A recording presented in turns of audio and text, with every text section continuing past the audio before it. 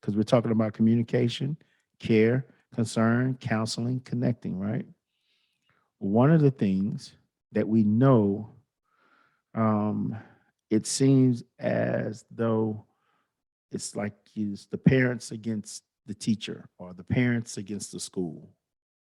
We can talk about it and talk about it and talk about it, but we got to figure out some ways how we can dissolve it. And so I'm for the podcast right now, roll with me.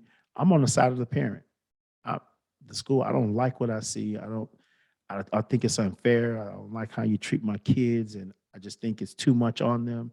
And I don't want to hear about COVID. And I did the best I could in COVID. When I send them there, you should be teaching them.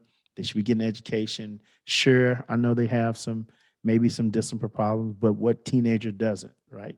That's my mindset, right? So now, as it relates to these things, let's have the dialogue. Let's talk. What can I do to first make this be? What are the steps to this being the right relationship? And anybody, I don't want to say Teron go first, but just whoever wants to go, I want you to talk about it because I think if we can model it, maybe it can help some parents maybe think differently. I'm not trying to change anybody, but I am trying to give you information that can perhaps make your life and the life of your children better. Also, from the home to the school, hey, maybe it's something you can do as a teacher that maybe I didn't think about doing that. Maybe I should try that, or maybe I should adopt this into what I'm already doing. Right? There's not a blame on either side. Like, how can we fix the problem? Because we know who's hurting. Who's hurting? It's the child that's going through, right? So anybody who wants to start, who wants to address any one of those things that I said, because I do want to walk away with some real time answers and hopefully some real time solutions. I'll start because I Okay, and do let me actually have a student that you're who dealing with. fits this. And now, and in unfairness, I want to do this too because we a lot of times we don't get to have a coach on. So I want to take advantage of having Teron on. My son that's playing too. Teron coaches him, and I done sent Teron some nasty emails because my son ain't getting to play the way I think he is. He was in little league. He was a dog, and you're not using him. And I'll be calling your name out in the stands, but you'll never look at me, Coach Teron. So we need to address it. See, listen, I promise you, Yeah, these I are got it I'm too. being, but this is real things that are going on, and I promise you, the kid is suffering. The kid is suffering. So before you started, Rachel, I needed to throw that in. So if Teron was thinking, he could put that in his arsenal as well. Go ahead, Rachel. Okay. So like I said earlier, I have some juniors and I have a student who has a single dad. And I actually called the parent to let him know that his son was failing. Okay. And the first thing he said to me was, why am I just hearing about this? I'm a Bingo. single dad. Yes. What am I supposed to do? Hmm. So, yeah, so this is an actual real situation. So So this my, is, huh? and I want to pin it. I'm sorry. I'm going to interject because I want to pin what we talked about. So this is Teron said, communicate better. I just want to put associate it. Go ahead, Rachel. Okay. So in my response is like communicating, I let him know when I'm available for his son to come to tutorials. And me being a passionate teacher I come on Saturdays. I do Saturday tutorials, 9 to 12. But then I also went and conference with the student. Like, you're 17 years old, you are, like your father said, you are responsible for your classwork. You know what to do wrong, what's the right thing to do when the assignments, you're always in class. So it's not an attendance issue. It's just a lack of you being motivated or choosing to do the work. So in communicating with the dad, communicating with the son, letting you know, it's your responsibility. And then on top of that, he is a 504 student as well. Okay. And so he gets services. So he can go to be pulled out and get help, one-on-one help, I with got it. tutorials while in school. So I'm like, it's also your responsibility to speak up and say, Miss, can I go and meet with so-and-so to finish this assignment? So it's just not communicating with the parent, especially in high school, communicating with the students, communicating with their caseload worker, the person who's over their caseload, and letting them know the issues that are going on with this student. Because the first thing they want to say is, you can't fail a SPED student. You got to Right. give them chances to Got make to it give them a up or chance. get the work turned in. So, Right. communicating early enough, letting the parent know what's going on, communicating with the student, communicating with that pull-out teacher as well. Mm. And putting the responsibility on the student. You're Yes. well capable.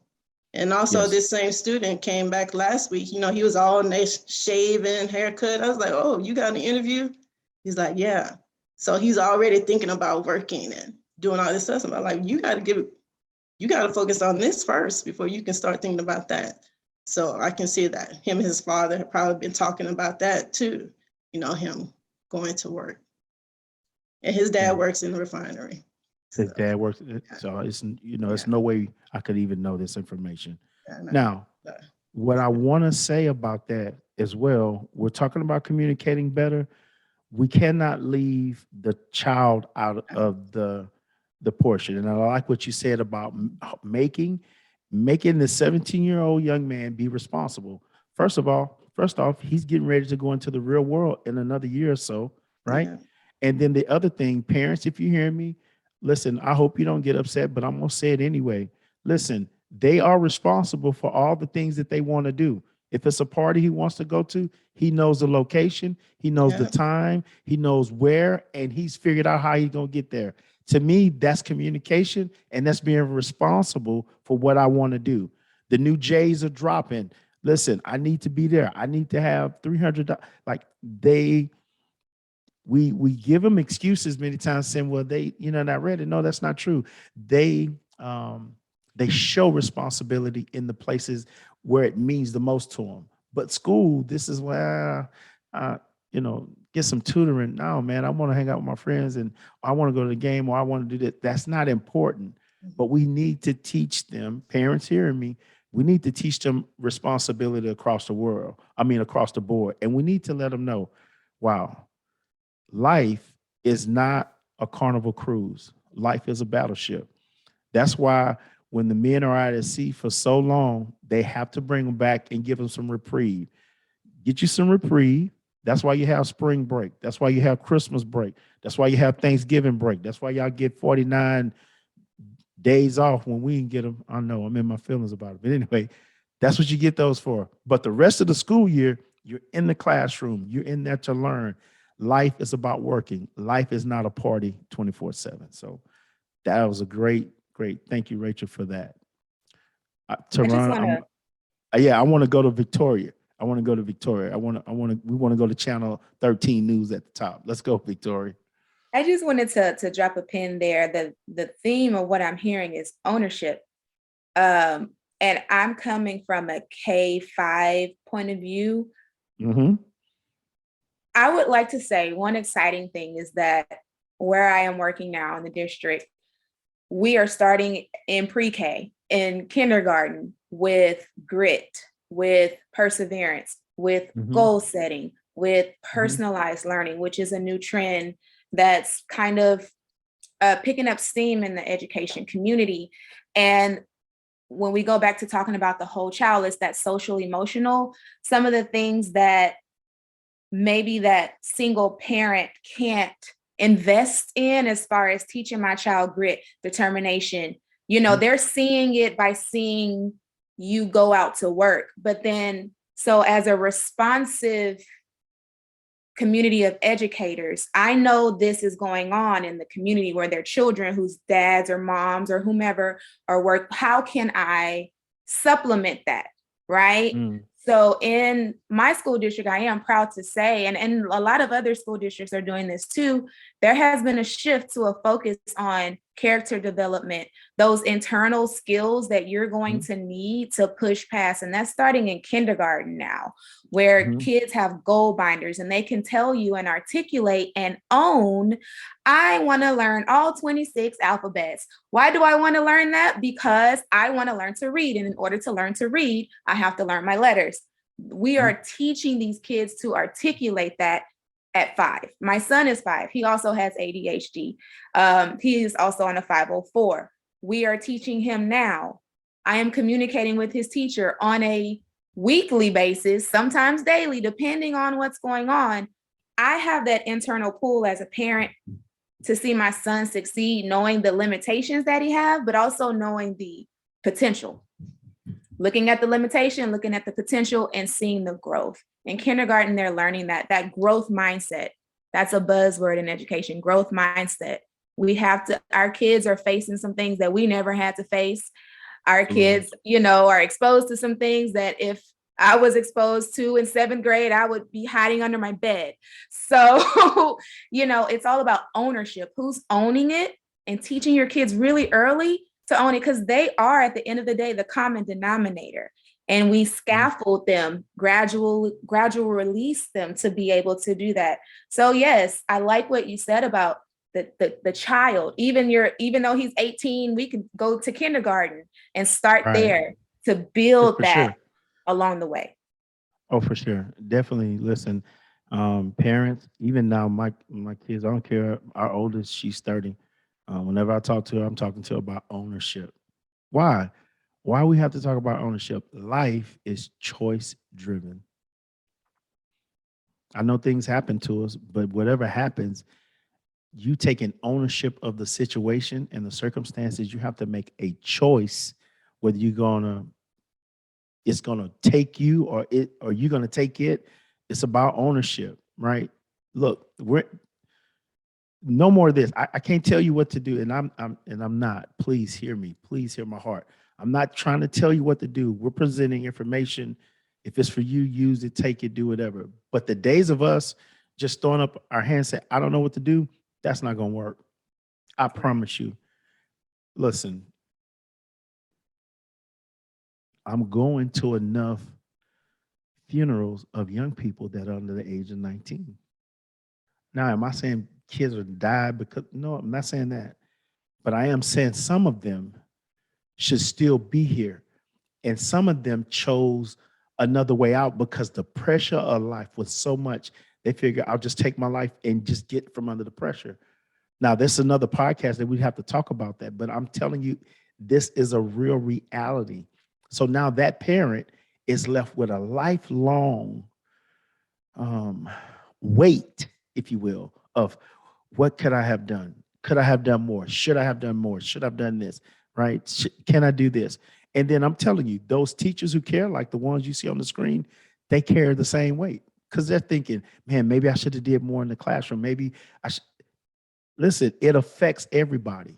So I promise you, this is from a place of caring. So take ownership. Now, okay. I'm to run.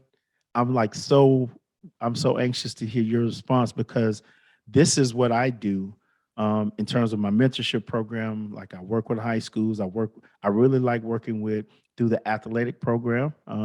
It's no secret. If you have a young Black man in your house and he has any type of athletic ability, coaches, schools, they want him to play, they want him to be a part, and rightfully so, right, Teron? Yeah, right, Yes, sir. rightfully, yeah, Absolutely. rightfully so. So I mean, if he has the goods, hey, I'm for him being in sports and all of those things. But Teron and I both know that many times um, the focus of it is all in the wrong place, right? Hmm. And um, I played sports. I played in high school. I played in college. Okay. I'm for sports, always will be, but not at the expense of the person of the kid and the education of the kid. So, with the analogy, Coach Teron, because I know you are dealing with it and have dealt with it in different variations. I want you to be free. And I really want to go there because my heart really, I want to talk to some fathers who are, and parent and mothers who are struggling through this, and there's so much pressure on the kid, there's so much pressure on the school. um how do we handle it? Let's go, Teron. Let's run. I want to run with this. Okay. And so before we get into that sports specific analogy, it still relates, and I'm gonna close off with Victoria's comment. And I'm laughing because all I had to do is reach around here. I have a Uh-oh. shirt that I'm gonna wear on Monday. This is what I'm wearing Okay. on Monday. We're talking about Incredible. ownership, right? And you just said it's Incredible. all about the choices. So I don't know if you're looking at the pot, if you can see what I Oh holding man, up. My shirt, product I of I my love it. in a pulsed out environment. Oh And it's man, I love it. T, where that's can my we get that? outfit. Where can we get that shirt, man? And so our behavior coach had it last week, and Okay. I went ahead and said, I gotta order this off of Amazon. We ordered off of Amazon. And Okay, so people watching Amazon, we can get it from Amazon. I need a couple of those, man. product of my choices. I You love it. know, we I love it. obviously environment is huge and we know how that affects us, but at some Mm. point, taking ownership of our choices is huge. And so, it just all circled around. I had to put that out there. Oh, for sure, For definitely. sure. Thank you. Thank you for Uh, sharing that. and so, but to go back to the topic at hand and what you presented to me, even Yeah. before this sports specific talk, um, I have some questions. I have some Okay. questions. Yes, good. And Please. so my question is, do you or do we as Yeah. parents Yes. and non-professionals of certain things, do we ever question a lawyer when it comes to how to do his job? Or do we Oh my question an God. engineer My on, God. trying to know what's going on under the hood of a car or working on a rocket or whatever the case may be? You know, when you have a professional, it's your job sometimes to ask and learn before we go off and thinking we can save uh, the world or know that situation. And that's one thing that teachers aren't blessed with having all the time. And so we deal with difficult parents, like you mentioned, with your 3 kids, and we're trying to put them in the best opportunity and best position to succeed, but we're not given that, I don't know if you want to call it grace or the same level of respect that we know what's best for the kid in our situation. Mm. And the communication is big with that point. And so and that relates to the sports world too.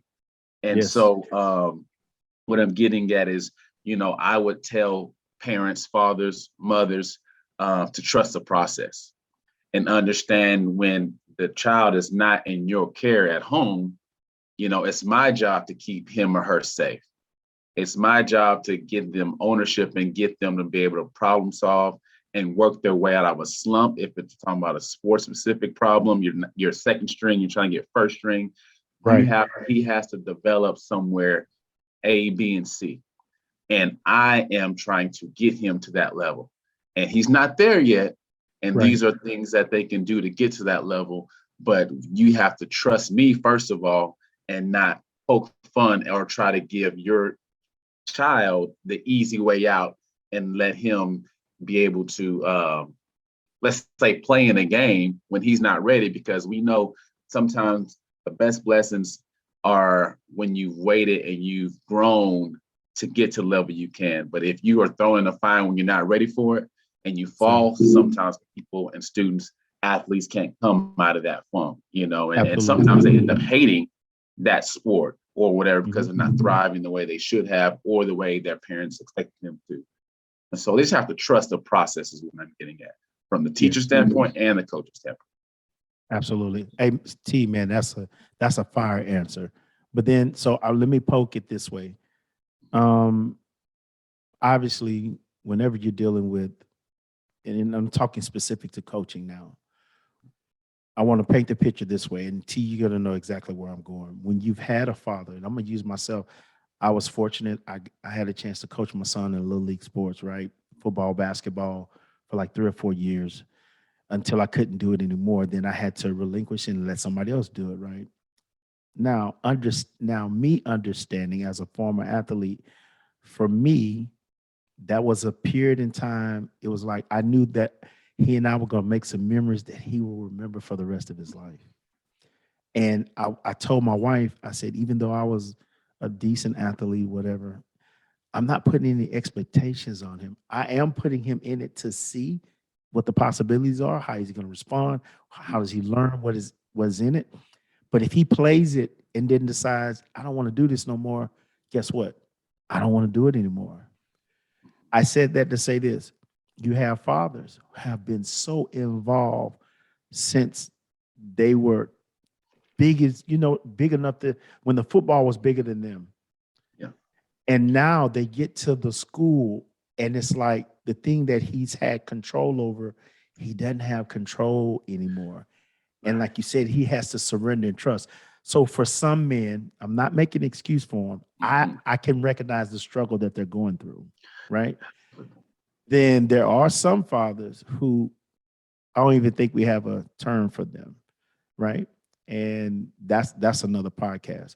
But what I do want to ask you, and I am asking because I want to find a way where we can help them. So how would you give um how what would you say to the father that Yeah. finds himself there? And like really he it ain't necessarily a power struggle. He's just Yeah. lost in this whole translation of what his son or daughter is going through. And Mhm. he don't really know his place now because he's been on the field. Now he's having to be it from the stands. And so to Mhm. trust you, what would you say? Because I really want to help some parents, and I don't want to just say fathers, but Yeah, parents who struggle with this because this is a big thing. for sure. And so you have to ask, you have to communicate, like we said, and like I said, it's your job to trust the process because I'm a professional, I'm the one getting paid for it, or whatever the case may Yes. be, especially at a high level. Okay. And so I would ask these parents if I were communicating with them, say, what's the goal for your son or daughter? Yeah. And sadly, not sadly, it's smart, but at the end of the day, the first thing they'll say usually, most of the time, is I want him or her to get a scholarship Yep. at this level. That's probably Yep. the number one goal that people say. But really, that's not the first goal people should say. Absolutely. And so when you communicate with this with people and parents, they'll say a scholarship more than likely, but you say you join sports to learn the intangibles, learn how to problem solve. The Right. goal for your son or daughter should be how to overcome difficult situations, how to work together as a team, how to communicate, all the Yep. things that we know sports are teaching kids. Hmm. The things that, how to um, just, again, overcome difficult situations when things aren't aren't right. You get a bad call from the referee or whatever. How to come out of a slump when you're second string or third string. How do again, just there's so many things sports teach. And I could talk about those things all day, obviously. Leadership skills, following, Yes. everything. And so when you think about those things and you keep that the focus, Mhm. those are the things that are going to translate, and those are things that's going to help that student athlete in the future. So Okay. I understand temporarily he's not playing well or he's not playing as much as you like. You got to understand that he's developing or she is developing those great skills that's going to set them up to be successful in life. And Right. so I will say this real quick, the NCAA. I told you I was coaching for 13 years. And I'm at the high school for 9. I was coaching at the college level for 4. Yes. And what we did when I was coaching at Division II level, what we did then is on a recruiting trip, we had a presentation for parents. We're trying to sell the parents on why their kids should come to our university. And the NCAA at that time, this is 2010 or 11, they put out a promotion on why you should Hmm. play sports. Hmm. And they said the number one, this is a question, I want to see if you know it, that who is the number one group of people, type of people, something that they all have in common, who are getting jobs after college? The number one group or type of people that are getting jobs. Do you know the answer to that? I would assume college graduates, those who graduate from Athletes, college, college athletes. college athletes, right? Yeah. So the Like answer, yeah, the one, yeah, the commercial that they still show it sometimes. yes. Mhm. And so the point is, most people thought, oh, the people who are getting jobs are the 4.0 students, the Magnum cum laude, the Magnum summa cum laude, all that. No, the students that are getting jobs after college were athletes. And it's because the bosses who are hiring people, they know athletes are developing certain skills that you need in your business to thrive. Again, just being dedicated, being disciplined, and all the things that you're taught. And so that's why I would communicate with the parent to understand the keeping the main thing the main thing. Yes, sir. And scholarships are additional. scholarships will happen, but you got to make sure the focus is on that. And now, parents not going to always want to hear that. This is all about the scholarship. It's about the money, and it's about my kid being in a newspaper. Right. But you have to, obviously, that's the difficult part. You have to find opportunities, and you have to communicate and find ways to get that kid on the field or get his opportunity. And I've been able to do that. And they, by the end of the year, know why they're in a position they are. It's not because the coach doesn't like them, but it's because maybe the guy in front of them is a little bit better, or whatever the case may be, splitting time or whatever. So you just have to communicate that. You have to be okay with being the bad guy sometimes. Absolutely.